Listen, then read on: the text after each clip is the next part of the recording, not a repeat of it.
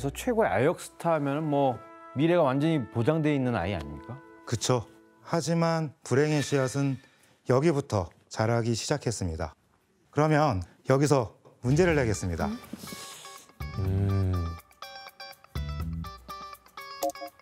아역 배우였던 주디 갈런드는 영화 촬영 중 영화사에서 자신에게 알약을 제공해 왔다고 했는데요. 알약은 무엇일까요? 정답. 예, 혜성 씨. 영화를 오래 찍으려면 집중을 해야 되잖아요. 집중력을 높이기 위해 ADHD를 치료하는 약을 줬어요. ADHD요?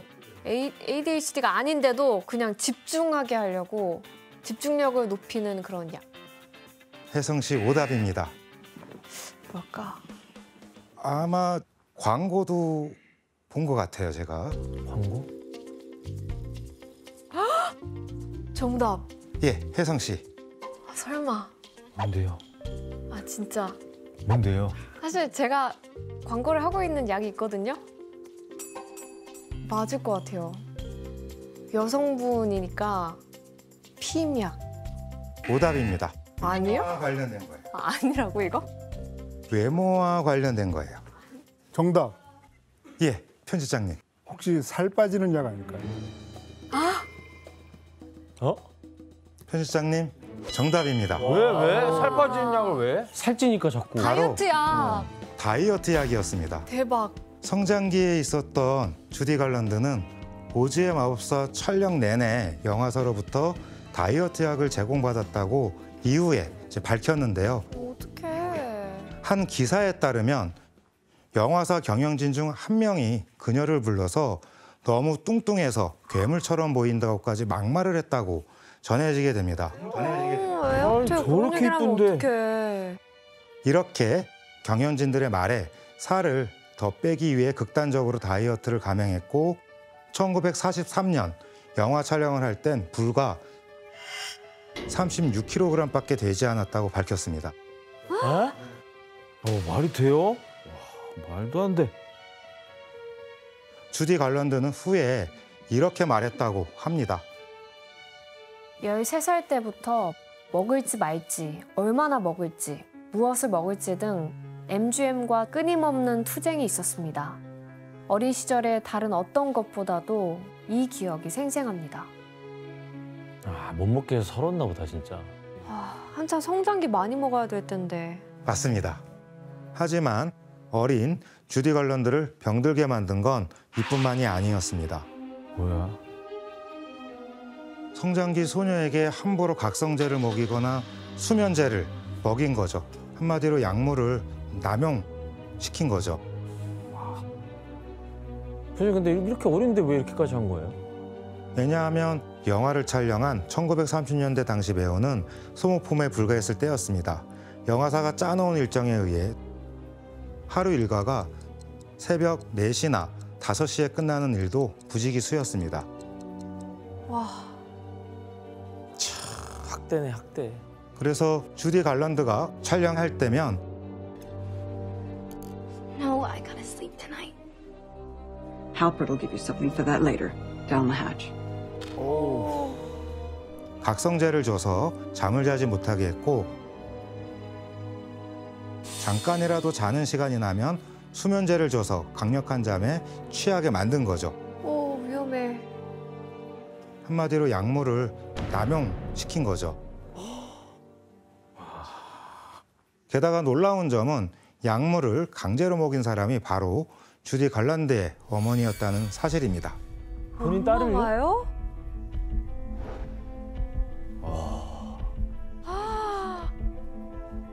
엄마 왜 그래? 어머니 역시 소속 영화사처럼 주디 갈런드의 성공만을 목표로 삼은 거죠. 심지어 그녀의 어머니는 딸을 시켜서 영화 관계자들에게 성접대도 하게 만들었다는 이야기도 전해지고 있습니다. 어떡해. 저 어린 소녀가 감당하기엔 너무 버거워 보여요. 교수님, 그럼 성인이 된 다음에 주디는 어떻게 됐어요? 10대 시절에 12편의 영화를 촬영했던 그녀는 1940년대 헐리우드 최고의 흥행 스타가 됐지만 18살에 이미 약물 중독으로 정신과 치료를 받아야 했습니다. 게다가 28살 땐 자살 시도까지 감행했습니다. 이런 상황에서 극심한 슬럼프를 겪게 된 그녀는 무대에서 대사를 잊어 관객들에게 야유를 받기도 했고요. 심지어 뮤지컬 공연에서 여러 번 하차해 거듭 소송을 당하기도 하였습니다. 그 편집장님, 그러면 아역 때 받은 그 약물들이 이 어른이 돼서도 문제로 남은 건가요? 그렇죠. 어른이 돼서도 전혀 치유를 하지 못한 상태였다고 할 수가 있겠는데요. 이제 결혼 후에도 이 남편과 함께 약물을 끊기 위해서 계속 노력을 했다고는 합니다. 하지만 이미 그 알코올 중독과 약물 중독이 계속됐고요. 이미 그때는 모든 것이 되돌릴 수 없는 수준으로까지 가게 되고 말았는데요. 맞습니다. 그렇다면 이런 주디 걸런드를 소속 영화사에선 어떻게 했을까요? 퇴출. 그렇죠. 더 이상 그녀가 필요 없어지자 영화사는 그녀와의 계약을 끝내버렸습니다. 그리고 그녀에게 예정된 배역을 다른 배우에게 건네줘 버렸죠. 이후 헐리우드엔 충격적인 비보가 들려왔습니다. 바로 한 시대를 풍미한 주디 걸런드가 47살의 나이로 세상을 떠났다는 소식이었습니다. 사인은 신경안전제 과다 복용으로 추정됐습니다.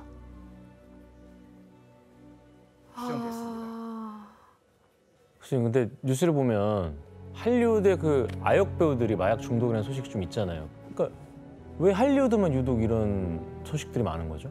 사실 스타가 되는 헐리우드 아역 배우들은 정상적인 어린 시절을 보내기가 어려웠죠. 영화계 관계자들에 의해 각종 파티에 끌려다니는 일들이 많았습니다. 이를 겪었던 한 아역 스타가 말하길 이런 파티에서 마약을 처음 접했다고 하기도 하였습니다. 7살의 나이에 영화 E.T.에 출연해 스타가 된 드류 베리모어입니다. 맞아. 너무 예쁜데? 너무 이쁘죠. 귀여운 얼굴과 사랑스러운 연기로 전 세계적인 사랑을 받았던 드류 베리모어는 13살 어린 나이에 엄청난 일탈을 털어놓게 되죠. 세상을 깜짝 놀라게 했는데 그녀의 책을 소개한 잡지 표지를 읽어주시겠어요? 네. A star of ET at 7 said she started drinking at 9, smoking pot at 10, and using cocaine at 12. 어때요? 어떡해. 와. 아니, 저 나이에 9살에 술을 마... 충격적인 얘기죠. 어때요? 말도 안 돼. 부모와 영화계 관계자들에 의해 어릴 때부터 클럽에 출입했던 드류 베리모어의 어린 시절은 음주로 시작해 마약으로 확대되면서 What about the drugs? That started when I was around 10 and 11, and all the people I were around did it, and I thought it was a way of life that was just normal to be living. Either you make it out or you don't, and it's very scary. At first I was clean, but I was off drugs, but I still had the same behavior and was still doing the same things. It's a complete downward It's a complete downhill cycle that you just get caught up into. And 결국 12살에 재활원에 입소하는 것으로 끝났죠. 하지만 그녀는 10대 내내 마약의 후유증에서 벗어날 수 없었다고 전해지고 있죠. 편집장님, 그 10대 때는 아직 뭐가 위험한지 잘 모를 수 있잖아요. 뭐 주위에서 잡아주는 그런 어른들이 없었어요? 그러니까 주디 걸런드의 어머니처럼 이 드류 베리모어의 어머니도 별반 다르지 않았던 것 같아요. 그래서 이 드류 베리모어의 어머니가 오히려 딸한테 이 클럽에 가기를 권하면서 학교에 가서 그 유명세 때문에 왕따를 당하느니 차라리 클럽에 가는 게 낫지 않겠니? 라는 식으로 얘기를 했다고 하니까요. 사실 드류 베리모어가 집안에서도 거의 방치돼 있었다라고 볼 수가 있겠고요. 게다가 굉장히 힘든 재활을 하면서 다시 헐리우드로 돌아올 때도 헐리우드가 그녀를 이용했다라고 할 수가 있겠는데요.